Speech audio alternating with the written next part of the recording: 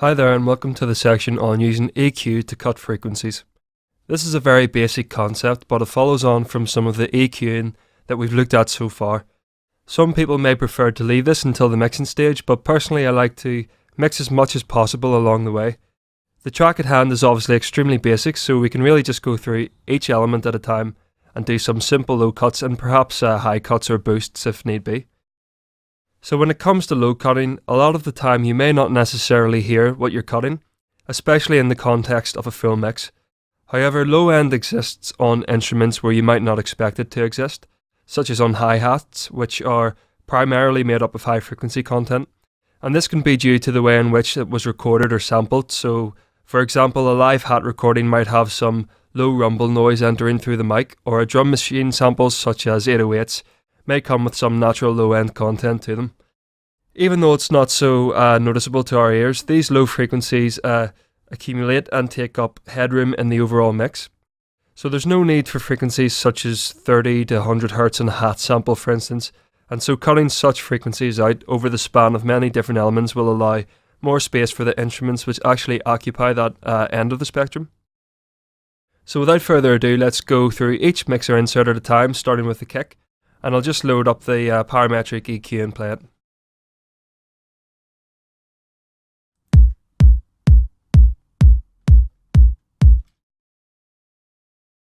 Now I'm going to go to my preset menu and choose the low and high roll off.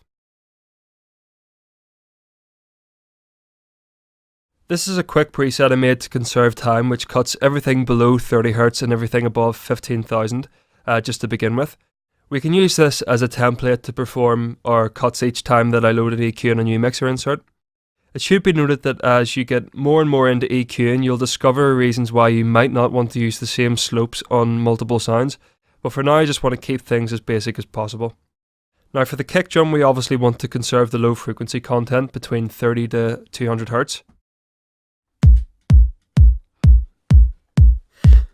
And as you can see, it's quite dominant around there.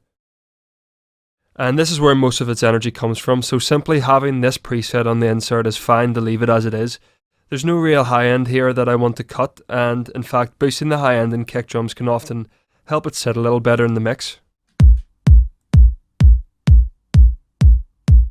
Just very slightly. So we can actually copy and paste this preset over to different inserts instead of loading a new instance every time and selecting the preset. And to do that, click the drop down menu on the slot that the EQ is loaded in and drag the Save Preset As over to a new insert. So now let's do clap 1.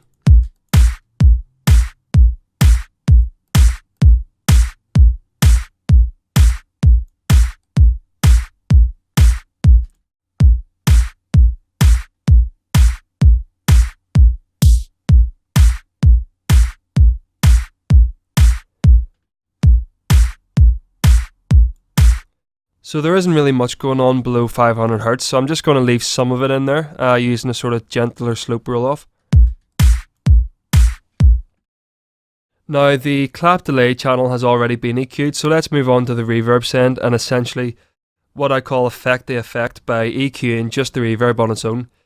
It may not even need any because we've already done some cutting within the actual reverb unit, but this can actually be a cool way to sort of further shape the sound of the reverb in general.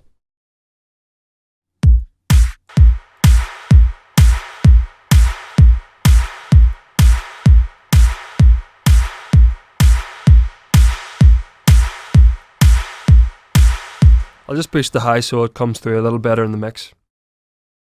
And I'll finally just EQ the rest of the claps. Like before, just drag it over.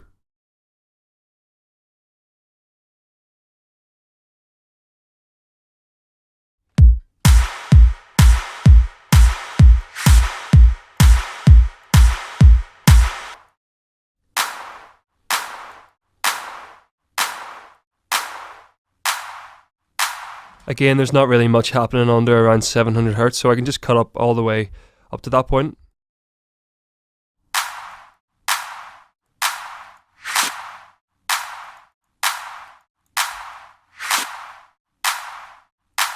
And the same again for that. Okay, so now we can move on to the hats. So let's load an EQ in the insert and see how it currently looks.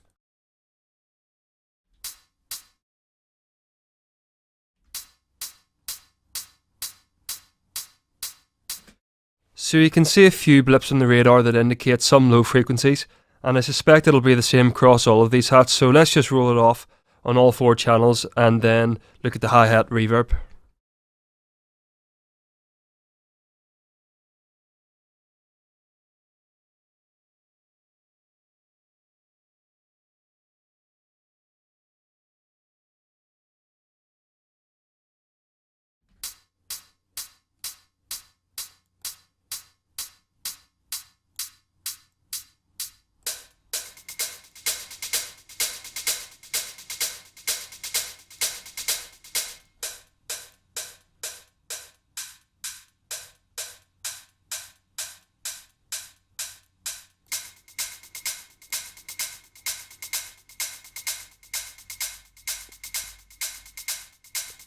And I'll be careful not to cut too far up in this one, because as you can see there's a sort of dominant area in the high mid range, and cutting that off will basically lose the whole character of the hat.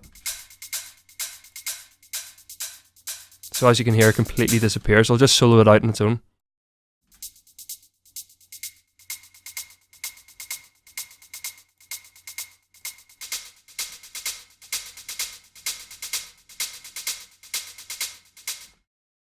And I'll just do a really gradual slope for this one.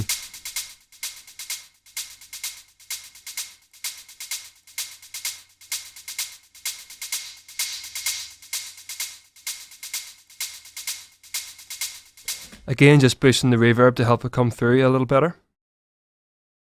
So finally, the drum loop. Since this loop is layered with other drum sounds from different sections of the spectrum, we can't do as much cutting as the hats, otherwise we'd be losing I believe it's a bongo and probably a rim shot.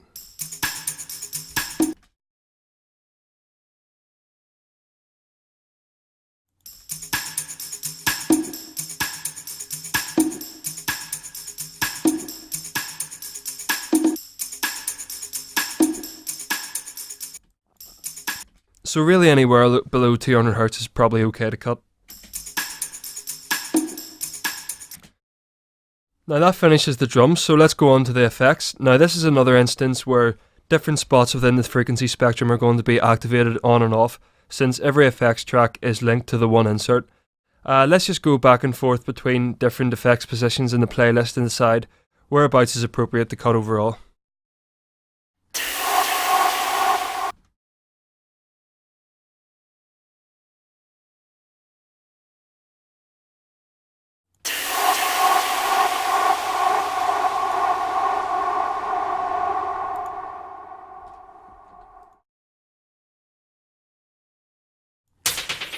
See what it's like over here.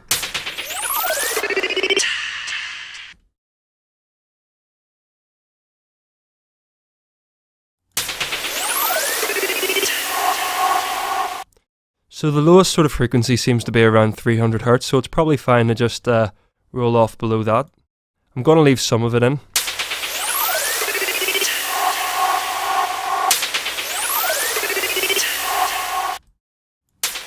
And it's already quite sharp sounding, so I don't really need to do any sort of boosts. Okay, so let's go ahead and EQ the synth sounds and the synth reverb.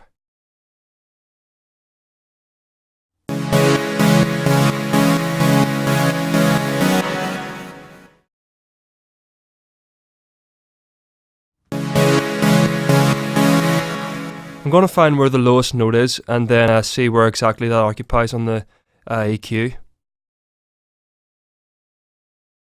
I think it is that G sharp there. Well, that's the pad, but it's the same for the synth.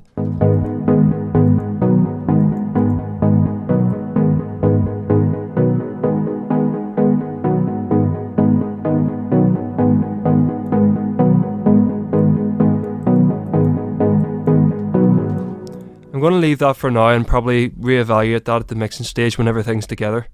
I'll just go onto the pad for now.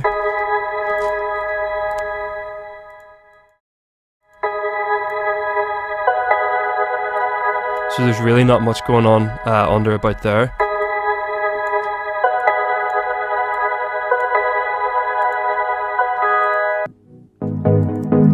And just the same again for the synth reverb.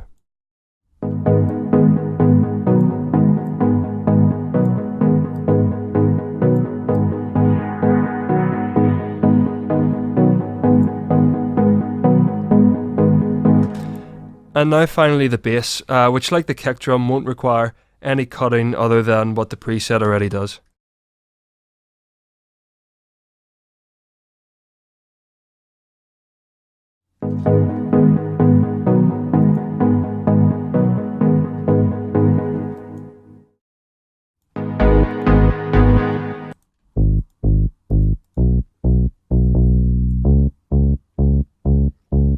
Later on in the video we may need to take out sort of certain lower portions of that synth to make a bit more room for the bass and kick, but we can leave that for down the line. That just about concludes this section, so now we can move on to compression. So I'll see you in the next video for that.